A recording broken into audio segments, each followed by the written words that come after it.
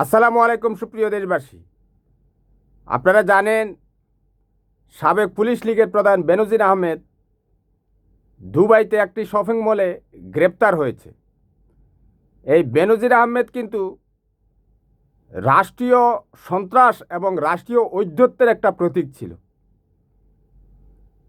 সে রাষ্ট্রীয় কর্মচারী হয়ে যেভাবে রাষ্ট্রীয় জনতা এবং মানুষের উপর অত্যাচার আর নিপীড়নের স্টিম রোলার চালিয়েছে, যা নজিরবিহীন ছিল।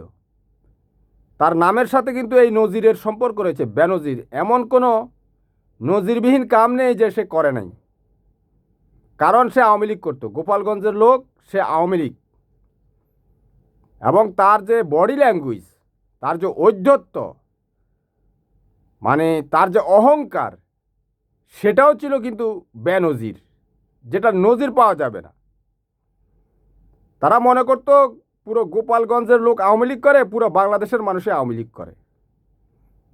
গোপালগঞ্জের শতকরা 97 থেকে 98% লোক আওয়ামী লীগ করে, কারণ এর অর্থ হচ্ছে গোপালগঞ্জের শেখ মুজিবুর বাড়ি, শেখ হাসিনার বাড়ি। এইটার উপর তো বেসিস করে একটা শহরের মানুষ, একটা ডিস্ট্রিক্টের মানুষ আওয়ামী লীগ করতে পারে না। মানুষকে রাজনীতি করতে হয় আদর্শের ভিত্তিতে। গোপালগঞ্জ তথা আওয়ামী লীগের মানুষের মধ্যে কোনো আদর্শ নেই, তারা আদর্শ বিচ্ছিত। এই বেনজির ছিল রাষ্ট্রের একজন কর্মকর্তা বা কর্মচারী। আমরা তাদেরকে সেবক বলি, ভদ্র ভাষায় বলি আর কি। সোজাসুজি আমার মনে হয় সংবিধানে লেখা আছে পাবলিক সার্ভেন্ট। সার্ভেন্ট বলি আমরা চাকরকে, অর্থাৎ আমরা সভ্য হয়ে যাওয়ার কারণে চাকরকে এখন চাকর বলি না। আপনার বাড়িতে যদি এই 2-4টা গরু ছাগল আপনি লালন পালন করেন, দেখবেন একটা লোক রাখেন, কর্মচারী বলেন। অতীতে কিন্তু এদেরকে চাকর বলতো, ইসলামী ভাষা কিন্তু দাস দাসী বলে। সেই দাস প্রথা থেকে আমরা বেরিয়ে এসেছি। তো রাষ্ট্রেরও এরকম দাস রয়েছে যারা রাষ্ট্রের সেবা করবে। আপনারা জানেন ইসলামী ভাষায় ঘরের যে সমস্ত চাকরদেরকে মুক্ত করে দেওয়ার, সেই নবী রাসূলদের আমল থেকেই দাস দাসীদেরকে মুক্ত করে দেওয়া হতো, এটা সওয়াব। তো দাস দাসী বলতে আমরা একেবারে, এটা একটা ছোট শব্দ, সেখান থেকে আমরা বেরিয়ে এসেছি সেবক। বুঝতে পেরেছেন? অর্থাৎ আপনার ঘরে কাজ করার জন্য, আপনার গরু ছাগল মেষ, ঘরের অন্যান্য কাজ করার জন্য মানুষ একজনকে নিয়োগ দেয়। আমরা যেটাকে এখন সভ্য ভাষায় বলতে বলতে কর্মচারী বা কর্ম যে করে আর কি, কর্মচারী বলি, সহকারী বলি, হেল্পিং হ্যান্ড বলি, এখন তো আবার ইংলিশেও বলে। কারণ আমরা সভ্য হয়ে গেছি। মানুষ যাতে মনোকষ্ট না পায় সেই জন্য আমরা ভাষাগুলো ব্যবহার করি। কিন্তু একসময় এদেরকে ইসলামী ভাষায় দাস দাসী বলতো। অর্থাৎ আপনার ঘরে যে, আপনার অধীনে যে কাজ করবে, সে কিন্তু দাস দাসী। বড়লোক পয়সাওয়ালা মানুষ কিন্তু এই দাস দাসী ঘরের মধ্যে রাখে। ঠিক রাষ্ট্রের জনগণও কিন্তু পয়সাওয়ালা বলা হয়, কারণ রাষ্ট্রের জনগণ ট্যাক্স দেয়, তার ট্যাক্সের উপর বসে বসে অন্যরা খায়। বুঝতে পেরেছেন? এদের কিন্তু কোনো ইনকাম নাই। বেনজিরের কোনো ইনকাম ছিল? সে কোনো কর্ম করত? 2-4টা ছাগল গরু লালন পালন করত? মাছের খাবার ছিল? মুরগির খাবার ছিল? ছিল না। তো তার বেতন কোত্থেকে আসতো? আমরা যারা কষ্ট করি, মাটি কাটি, রিক্সা চালাই, হ্যাঁ, তারপর এই ধান উৎপাদন করি, উৎপাদনের সাথে সম্পৃক্ত, মাছের খামার করি, গরুর খামার করি, ছাগলের খামার করি, এরা হচ্ছে সভ্য জগতে রাষ্ট্রের মালিক। আর রাষ্ট্রের যে সমস্ত কর্মকর্তা রয়েছে এরা কর্মচারী, দাস দাসী। তো ভদ্র ভাষায় আমরা অনেক ভদ্র হয়ে, আমি অন্তর্নিহিত তাৎপর্য বলছি, আপনারা অন্যভাবে নিয়েন না, ঠিক আছে? এটা শব্দটা এমনই হওয়া উচিত ছিল। তো যারা সংবিধান প্রণেতা, সংবিধান প্রণয়ন করেছে, তারা অতীব ভদ্র, আমরা অনেক ভদ্র, আমরা তাদেরকে সেবক বলি।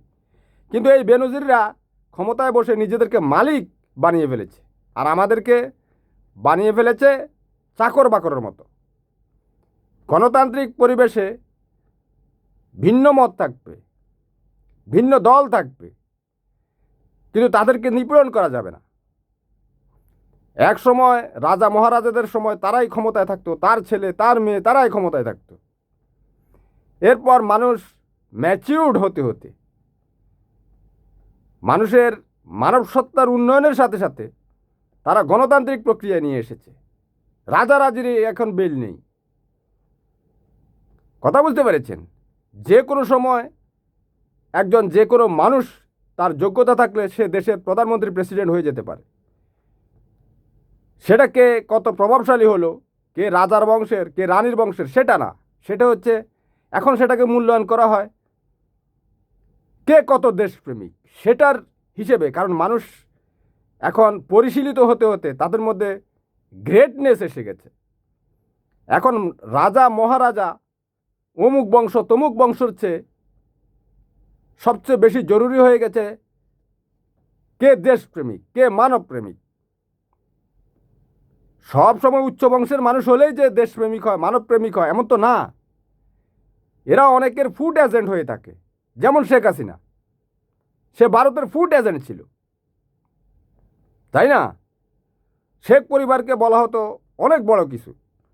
শেখ পরিবারও অত বড় বংশের কেউ ছিল না, অত অর্থশালী লোক ছিল না, কিন্তু তার বক্তব্য, তার বক্তৃতা মানুষকে আকৃষ্ট করত। কথা বুঝতে পেরেছেন? বিশেষ করে ওই যে 7 মার্চের ওই বক্তৃতা দেওয়া যায়, কিন্তু দেশপ্রেমিক হওয়া যায় না। বক্তৃতা দেওয়া আর দেশকে নিজের প্রাণ দিয়ে জীবন দিয়ে উপলব্ধি করা এক কথা না। বাংলাদেশের মানুষ শেখ মুজিবের বক্তৃতায় বিভ্রান্ত হয়েছিল।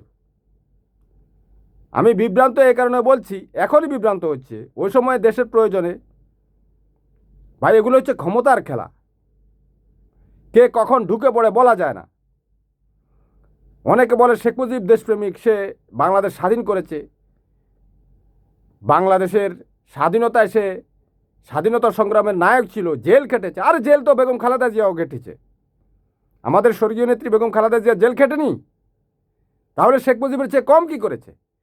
শেখ মুজিবকে জেল খাটিয়েছে পাকিস্তানিরা, আর আমাদের স্বর্গীয় নেত্রী বেগম খালেদা জিয়াকে জেল খাটিয়েছে পাকিস্তানি প্রেতাত্মা শেখ হাসিনা। তাহলে পার্থক্য কি? আমাদের স্বর্গীয় নেত্রী বেগম খালেদা জিয়া দেশের জন্য বিএনপির পক্ষে একটা স্বাধীনতার ঘোষণা দেয়নি, সেজন্য সে ওই পরাক্রমশালী হতে পারেনি। হ্যাঁ, শেখ মুজিব পাকিস্তানের বিরুদ্ধে আন্দোলন করেছে বা নিজস্ব একটা জাতিসত্তার। এখন বলা হয় শেখ মুজিবই একমাত্র বাংলাদেশের প্রতিষ্ঠাতা, আর কেউ নেই। ওই যে বক্তৃতা দিয়েছে, ক্ষমতার জন্য বক্তৃতা দিয়েছে, প্রয়োজনে পাকিস্তান ভেঙে এই প্রধানমন্ত্রী হবে, দেশ ভেঙে প্রধানমন্ত্রী হবে। কই আমাদের স্বর্গীয় নেত্রী বেগম খালেদা জিয়া তো দেশ ভেঙে প্রধানমন্ত্রী হয় নাই, উনি তো জেল কেটেছেন, নিপীড়নের শিকার হয়েছেন, ওনাকে স্লো পয়জিং করা হয়েছে, তিলে তিলে হত্যা করার চেষ্টা হয়েছে জিয়া পরিবারকে। আমাদের বর্তমান মিস্টার প্রাইম মিনিস্টার তারেক রহমানও তো নির্যাতন নিপীড়নের শিকার হয়েছে, ওনার মেরুদণ্ড ভেঙে ফেলা হয়েছে, অত্যাচার করা হয়েছে, নিপীড়ন করা হয়েছে। শেখ মুজিবকে কি পাকিস্তানিরা এমন করেছে? এরকম 2-4টা শেষা যদি পাকিস্তানিরা শেখ মুজিবকে দিত, সে আর রাজনীতি করতো না। শেখ মুজিবের চেয়ে তারেক রহমানের অবদান আরও অনেক বেশি। পাকিস্তানিরা শেখ মুজিবের চেয়ে আরও অনেক বেশি মানবিক ছিল, আওয়ামী লীগের চেয়ে অনেক বেশি মানবিক ছিল। তারা যদি শেখ মুজিবকে কয়েকটা শেষা দিয়ে দিত, শরীরের মধ্যে আঘাত পড়লে তখন আর ওই দেশপ্রেমের বক্তৃতা চলে না, মুখ দিয়ে আসে না। বুঝতে পেরেছেন? হ্যাঁ, অনেকের মধ্যে ক্ষিপ্ততা তৈরি হয়, কিন্তু অনেক শালীন হয়ে যায়। আমাদের প্রাইম মিনিস্টার তারেক রহমানকে দেখেন, কত নিরীহ, কত ইনোসেন্ট। ফুটপাতে মানুষের সাথে সেলফি তোলে, রাস্তায় প্রাইম মিনিস্টার হওয়ার পরও কিন্তু যানজটে আটকে থাকে। নিজেকে সবার উপরে মনে করেন না, মনে রাখতে হবে, উপলব্ধি করেন আপনারা অতীতে কি দেখেছেন। নারায়ণগঞ্জের শীর্ষ সন্ত্রাসী গডফাদার শামীম ওসমান কোনো এলাকা দিয়ে বেরোলে সমস্ত রাস্তা বন্ধ করে দেওয়া হতো। ফেনীর শীর্ষ সন্ত্রাসীর নিজাম হাজারে কোনো রাস্তা দিয়ে বেরোলে সমস্ত রাস্তা বন্ধ করে দেওয়া হতো, উল্টো রাস্তা দিয়ে চলে যেত। শীর্ষ সন্ত্রাসীরা পর্যন্ত তাদের ক্ষমতার যে দাপট, রাষ্ট্রীয় শক্তির যে প্রভাব প্রতিপত্তি, সেগুলো দেখিয়েছে। কিন্তু একজন প্রাইম মিনিস্টার সেটা দেখাচ্ছে না। সে নিজেকে জনতার সমপর্যায়ে মনে করছে। এগুলো উপলব্ধি করতে হবে আপনাদেরকে। এখান থেকে আস্তে আস্তে বাংলাদেশের মানুষ পরিশীলিত হবে। আপনারা বুঝতে পারছেন তো? তো বক্তৃতা দেওয়া যায়, শেখ মুজিবও বক্তৃতা দিয়েছে। বক্তৃতা দেওয়া আর মানবপ্রেমী হওয়া, দেশপ্রেমী হওয়া এক কথা নয়। বক্তৃতা দেওয়ার পিছনের যে লোকটা, সেটা আপনার লোক কিনা সেটা আপনাকে চিনতে হবে। বুঝতে পেরেছেন? ভিতরে কিন্তু আরেকটা লোক থাকে, জামা কাপড় ভিতরে কিন্তু আরেকজন মানুষ থাকে, চামড়া থাকে, চামড়ার ভিতরে কিন্তু একটা আত্মা থাকে। সেই আত্মাটা আপনার কিনা, মানুষের কিনা, মানবতার কিনা, সেটা চিনতে হবে। ওই শেখ হাসিনার মতো বসে বসে খালি বড় বড় ইলিশকে মল ত্যাগ করলে হবে না। বক্তৃতা দিবে একটা, করবে আরেকটা, বলবে সে কাটা খায়। আমরা খাই। মাছকে প্রেশার কুকারে 2-3 ঘন্টা করলে ওটা কাটা পর্যন্ত গলে যায়, আমরা খাই। অথচ 2.5 কোটি টাকার বাকি খেয়ে পালিয়ে গেছে। হোটেল অবকাশে 2.5 কোটি টাকার বাকি রয়েছে। কত শত কোটি টাকা সে খেয়েছে, এটার কোনো ইয়ত্তা নেই। বলতো কিন্তু ভালো ভালো কথা, কিন্তু ওই যে মুখ দিয়ে কথা বলে, মুখের সাথে কিন্তু মলদারের সাথে সম্পর্ক রয়েছে। আপনারা জানেন? কখনো চিন্তা করেছেন? মুখ দিয়ে যা খাবেন, মলদার দিয়ে তা বেরিয়ে যাবে। অর্থাৎ এই মাথায় মুখ, অপর পাশে মলদার। প্রত্যেকটা মানুষ ন্যাচারালি এরকম। কিন্তু কিছু কিছু মানুষ রয়েছে বিষাক্ত। তাদের যেটা মুখ দেখছেন সেটা কিন্তু মলদার। এই আওয়ামী শেখ হাসিনার এদের এদের এদের মুখটা হচ্ছে মলদার। মুখ চলে গেছে মলদারে। বুঝতে পেরেছেন? এ কারণে এরা বিষাক্ত। এরা মানুষকে হত্যা করে। কে কিভাবে সৃষ্টি হয়েছে সেটা তো আপনি জানেন না, আপনি দেখেন না, সেটা সৃষ্টিকর্তা জানে। শেখ হাসিনার মুখটা যে মলদার ছিল সেটা 5 আগস্টে প্রমাণিত হয়েছে। তার মুখের সেই বিষাক্ততার আগুনে এই দেশ জ্বলে পুড়ে শেষ হয়ে গেছে। কিন্তু তারপরও কয়েক কোটি মানুষ তার সমর্থনে রয়েছে। ওই যে মানুষের বিচক্ষণতার অভাব,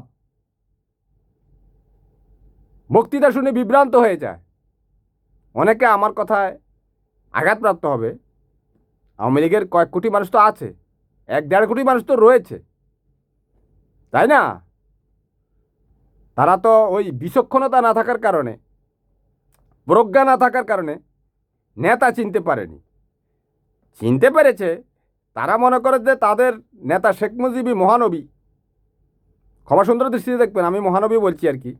ওদের কাছে এরকম শেখ মুজিবের সব, ওদের জাতির আব্বা, ওদের সবার আব্বা। এ কারণে সংবিধানে লিখেছে father of nation. Father of nation শব্দটা অবশ্য এডিট করা উচিত, এখানে ফাদার অফ আওয়ামী লীগ লিখতে হবে। বুঝতে পেরেছেন? ঠিক আছে, তারা শেখ মুজিবকে ভালোবাসুক, কিন্তু শেখ মুজিবকে ভালোবাসার পরে কিন্তু তারা আক্রমণাত্মক হয়ে যায়। ওই যে বক্তৃতায় বিভ্রান্ত, বক্তৃতা শুনেছে শেখ মুজিবের, এই বক্তৃতা কিন্তু তাদের কিন্তু এটাকে কি বলে, জ্বালানি। আওয়ামী লীগ যে আওয়ামী লীগ হয়, আজ যে 18 বছর, 20 বছর, 22 বছর।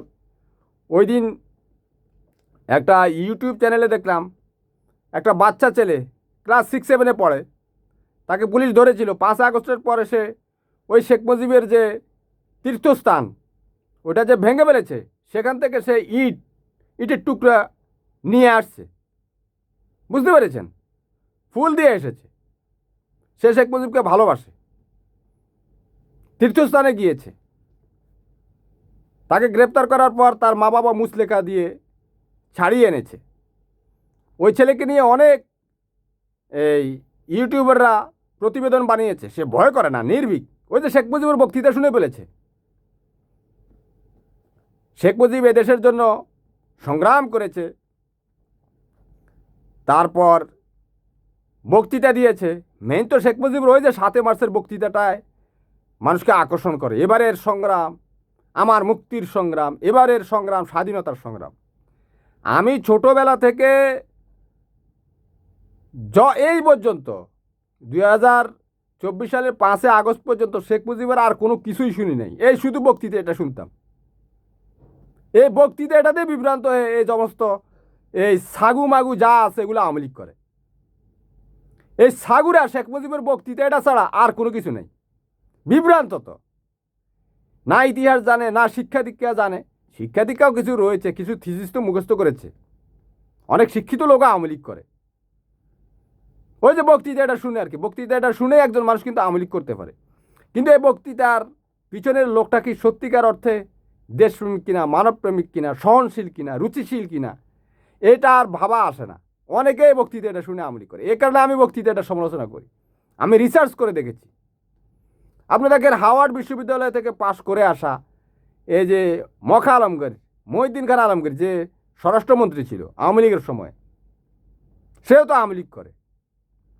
সে তো শেষ দিন পর্যন্ত পাকিস্তানের কর্মকর্তা ছিল। হ্যাঁ, পাকিস্তানের আন্ডারে কাজ করে গেছে, মুক্তিযুদ্ধ করেনি। কিন্তু ওই শেখ হাসিনা বাছাই করে কিভাবে তার বাপের বক্তৃতা কে শুনে, এবং এই বক্তৃতা শুনে কে কতটা আক্রমণাত্মক হতে পারে। আওয়ামী লীগের লোকেরা আছে কিন্তু আক্রমণাত্মক, তারা কিন্তু এই বক্তৃতা শুনেই কিন্তু আক্রমণাত্মক হয়। বাংলাদেশের দুর্দশার একমাত্র কারণ হচ্ছে বক্তৃতা। এটা 71 সালের আগের কথা বলছি না। একজন মানুষের একটা বক্তৃতা, একজন মানুষের একটা কথা একজন মানুষের হৃদয় ছুঁয়ে যায়। জয় করার জন্য কথা দরকার, ঠিক আছে, কিন্তু সেই কথা আবার ধ্বংসও করে মানুষকে। বুঝতে পেরেছেন? এই যে শেখ মুজিবের এই কথাটা, এই বক্তৃতাটা কিন্তু এ বাজিয়ে বাজিয়ে 15 বছর 7 মাস এমন কোনো কুকর্ম নাই বাংলাদেশে আওয়ামী লীগেরা করে নাই। এখন আমি কি শেখ মুজিবের এই বক্তৃতার বিরোধী? হ্যাঁ, আমি কিন্তু শেখ মুজিবের এই বক্তৃতার বিরোধী। পৃথিবীতে একমাত্র মানুষ পাবেন আমাকেই যে আমি শেখ মুজিবের এই বক্তৃতার বিরোধী। বুঝছেন? প্রশ্ন করেন কেন?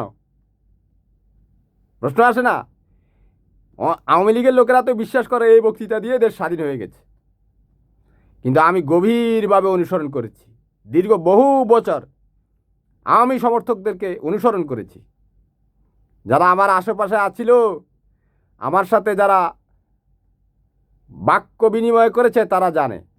তাদের মধ্য থেকে আমি গবেষণা করে তাদের যে বৈশিষ্ট্য সেটা বের করে এনেছি। আমি কেন এই বক্তৃতার বিরোধী? কারণ এই বক্তৃতা যারা অনুসরণ করে সে আপনাকে 1 মিনিটে খুনু করে ফেলতে চিন্তা করবে না, আপনার মাথায় বাড়ি দিতে চিন্তা করবে না, আপনাকে পৃথিবী থেকে শেষ করে দিতে চিন্তা করবে না। এই যে ওই এর নাম কি ছিল, জিয়াউল হাসান, শেখ হাসিনার পায়ুষ সেনা। জিয়াউল হাসান মানুষকে কি করতো জানেন তো? নদীতে ভাসিয়ে দিত। ভিডিওতে সেটা বললাম না, বললে এরা ভায়োলেন্স হিসেবে নেয়। বুঝতে পেরেছেন? একটু ভদ্র ভাষা ব্যবহার করি। মানুষকে কত নৃশংসভাবে পাথর বেঁধে কী করতো আপনারা জানেন? নদীতে ডুবিয়ে দিত। আরও কি কি করতো সেটা তো আপনারা জানেন, যেটা আপনারা গরু ছাগলের সাথে করেন কোরবানির দিন, মানুষের সাথে এটা করতো। তো সে কেন করেছে এটা? বাংলাদেশের কোনো মানুষের উপলব্ধিতে কখনো আসেনি। আমি আজকে আপনাকে বলছি, সে শেখ মুজিবের বক্তৃতা শোনার কারণে এটা করতে পেরেছে। কারণ এটা শোনার পর সে শেখ মুজিবকে মনে প্রাণে ভালোবাসে, এবং শেখ মুজিবকে ভালোবাসার কারণে সে আপনার জীবন নিতে পারে। শেখ মুজিবের এই বক্তৃতা ভালোবাসার কারণে সে অন্যকে ঘৃণা করতে শিখে। সে উদ্ভট হয়ে যায়, উগ্র হয়ে যায়, চরমপন্থী হয়ে যায়। বুঝতে পেরেছেন? আমি এই কথাগুলো বলার জন্য ইউটিউবে এসেছি, কারণ আমি আপনাদেরকে ভালোবাসি। কেমনে বুঝবেন? আপনাদেরকে ভালোবেসে তো দেশও বিক্রি করে দিতে পারি। শেখ হাসিনা দেশ বিক্রি করে দিয়েছে না ভারতের কাছে? এখন ভারতে আছে, ভারতের চর বলছে আসবে, আসো আমরা দেখি। তুমি আসতে হবে না, এটা তো ঔদ্ধত্য হবে। আমরা বলি যে তুমি আসো আমরা দেখি, তোমার ওইখানে আমরা যাব, কোথায় যেতে হবে সেটা বলো। তোমরা আওয়ামী লীগের বিরুদ্ধে কথা বললে বলতো দেশে আয়, দেশে আয়, দেশ তোমাদের আব্বা হয়ে গেছে, তোমাদের আব্বার দেশ, দেশে আয়। দেশে আসলে মানে ওই যে জিয়াউল হাসান যেটা করতো আর কি, ইট বেঁধে নদীতে ডুবিয়ে দেওয়া, এগুলা করতে আর কি। হ্যাঁ, দেশে আয় কথাটার কিন্তু অন্তর্নিহিত তাৎপর্য আছে। অনেকে বলেছে এটা বলে ফেলেছে না, আপনাকে হুরিত্যা করার জন্য সে বলতেছে দেশে আয়, আহ্বান করতেছে। আপনাকে পেলে সে হুরিত্যা করবে, সে নদীতে ডুবিয়ে দিয়ে পাথর মেঁধে। আমরা এখনো বাংলাদেশের কোটি কোটি মানুষ এই কথাটার অন্তর্নিহিত তাৎপর্যও জানি না, যে দেশে আয়। দেশে আয় মানে কি, দেশ ওর বাবার। দেশে আওয়ামী লীগ থাকবে, বিএনপি থাকবে, জামায়াত থাকবে, জাতীয় পার্টি থাকবে, কিন্তু দেশবিরোধী থাকতে পারবে না। দেশবিরোধী থাকতে পারবে না। দেশবিরোধীরা হচ্ছে জারারুর সন্তান। অনেকে বলে যে হয়তো অনেক ভদ্রলোকে, আমি তো গালিটাকে এডিট করেছি, অভদ্র ভাষা ব্যবহার করি না, আগে হয়তো করতাম। কিছুটা মনোকষ্ট আছে, কিছুটা ক্ষিপ্ততা আছে। দেশপ্রেমহীন মানুষ কিন্তু আপনার দেশের সাথে গাদ্দারি করবে, আর এই গাদ্দারি করার জন্য সে আপনার যে কোনো ক্ষতি করতে পারে। আওয়ামী লীগের এরা কিন্তু এটাই করতো। তারা দেশকে ভালোবাসে না, তারা শেখ মুজিবের বক্তৃতা ভালোবাসে।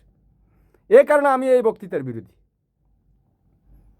এই যে আপনাকে আপনার এলাকার, আপনি জেলে যেতেন, আপনাকে দেখিয়ে দিত কে? আপনার এলাকার যে আপনার পাশের যে আওয়ামী লীগ, সে পুলিশকে ফোন করতো, পুলিশের সাথে তার কানেকশন ছিল। তো সে এটা কেন করতো? গোপনে গোপনে। এরা হচ্ছে গুপ্ত গুপ্ত। আপনার সাথে কথা বলবে পিছন দিয়ে। সে আপনি যে আওয়ামী লীগের বিরুদ্ধের লোক, এটাই তার সবচেয়ে বড় শত্রু হওয়ার মেইন কারণ। আপনি যদি আওয়ামী লীগের বাইরে হন, আপনি যদি তার আত্মীয় হন, সে আপনাকে ভালোবাসবে না, কখনোই সে আপনাকে ভালোবাসবে না। আত্মিকভাবে সে আপনাকে শত্রু হিসেবে গণ্য করবে। এদের মধ্যে এতটা নিষ্ঠুরতা, নৃশংসতা এবং চরমপন্থীতা রয়েছে। মুখে আপনার সাথে সে হয়তো এই সভ্য আচরণ করবে, কিন্তু অন্তরে সে বিষ মেখে বসে থাকবে আপনার জন্য। আওয়ামী লীগের লোক, এরা আওয়ামী লীগের লোককে ছাড়া আর কাউকে ভালোবাসে না। এই কারণে আমি এই বক্তৃতা বিরোধী, এই শেখ মুজিবের বক্তৃতা বিরোধী। হ্যাঁ, এই বক্তৃতা শুনে আওয়ামী লীগের তো কিছু লোক মুক্তিযুদ্ধ করেছে, কিছু লোক, বেশিরভাগই আওয়ামী বিরোধী ছিল যারা মুক্তিযোদ্ধা ছিল।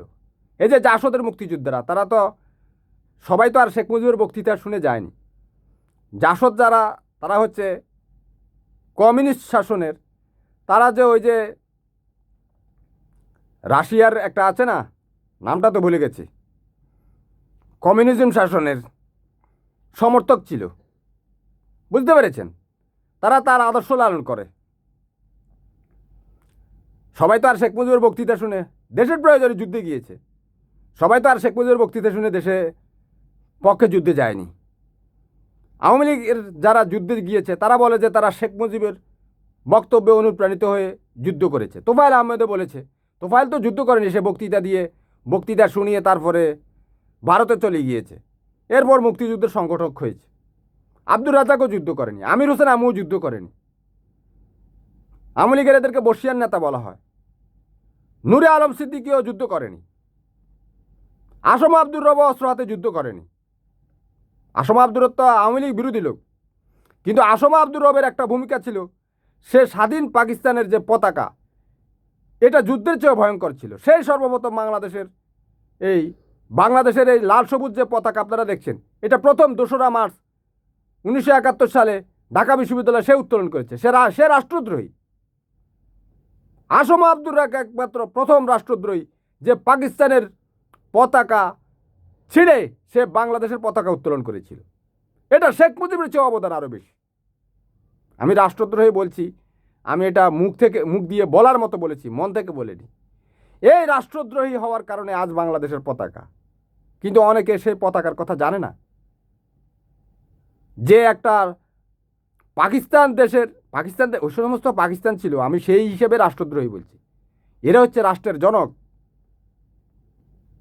আমি জনক বলি না, অবশ্য রাষ্ট্রের জনক বলা যায়, আমি জাতির জনক বলি না। রাষ্ট্রের জনক অনেক রয়েছে। আমাদের আলহামদুলিল্লাহ স্বর্গীয় নেতা শহীদ প্রেসিডেন্ট জিয়াউর রহমান, মুক্তিযুদ্ধের ঘোষক, বীর উত্তম, বীর মুক্তিযোদ্ধা, স্বাধীনতার ঘোষক, সাবেক প্রেসিডেন্ট, সাবেক সেনাপ্রধান, উনিও রাষ্ট্রের জনক। উনি সর্বপ্রথম বলেছিলেন, এই যে আমি কামলাদের ব্যাখ্যা দিয়েছিলাম, যে শুনবে তার কাছে উপলব্ধি হবে যে আমার বক্তব্যের অন্তর্নিহিত তাৎপর্য। উনি তো পাকিস্তানের কর্মচারী ছিলেন, কিন্তু উই রিভোল্ট বলেছেন। ওই রিভোল্টের অন্তর্নিহিত তাৎপর্য আপনারা কখনো মন দিয়ে উপলব্ধি করেছেন? জীবনের ঝুঁকি নেওয়া। একজন সামরিক বাহিনীর অফিসার উই রিভোল্ট বললে তার ফায়ার স্কোয়াডে মৃত্যুদণ্ড হবে, তার ফাঁসি হবে। সে জানে, তারপরও সে উই রিভোল্ট বলেছে, কারণ এটা রাষ্ট্রের সাথে বিশ্বাসঘাতকতা। ওই সময় তো পাকিস্তান ছিল। এই পাকিস্তানের সাথে বিশ্বাসঘাতককারীরা এই দেশপ্রেমিক হইতে পারে নাই এই আওয়ামী লীগের কাছে।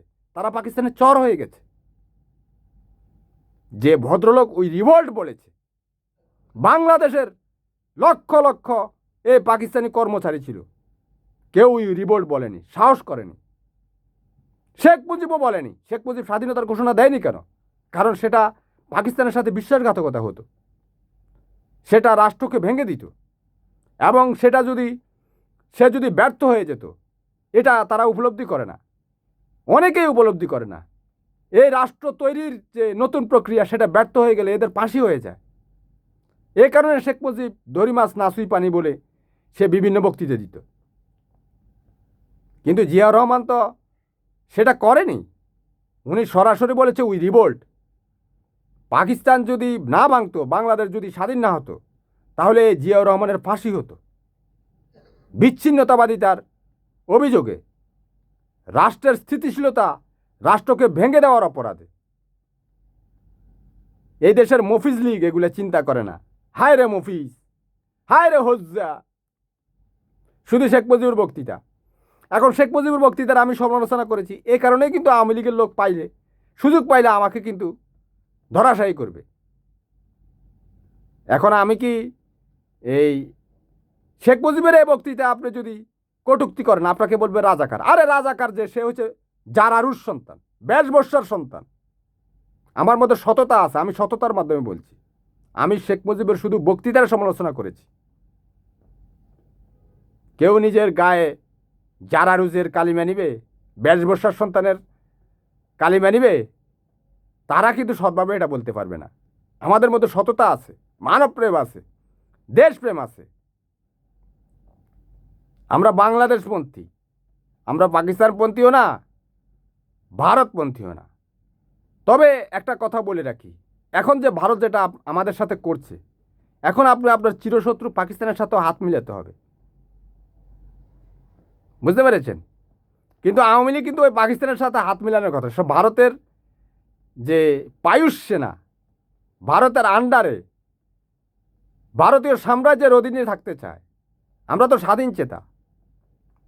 1971 সালে শেখ মুজিব তো স্বাধীনতার ঘোষণা দেয়নি, কথা বুঝতে পেরেছেন? আওয়ামী লীগরা বলে আর কি যে শেখ মুজিবে একমাত্র স্বাধীনতার নায়ক। যদি সেই হিসেবেও কিন্তু ধরা যায়, তারা কিন্তু স্বাধীনতার নায়ক হিসেবে ভারতের অধীনস্থ স্বাধীনতার নায়ক।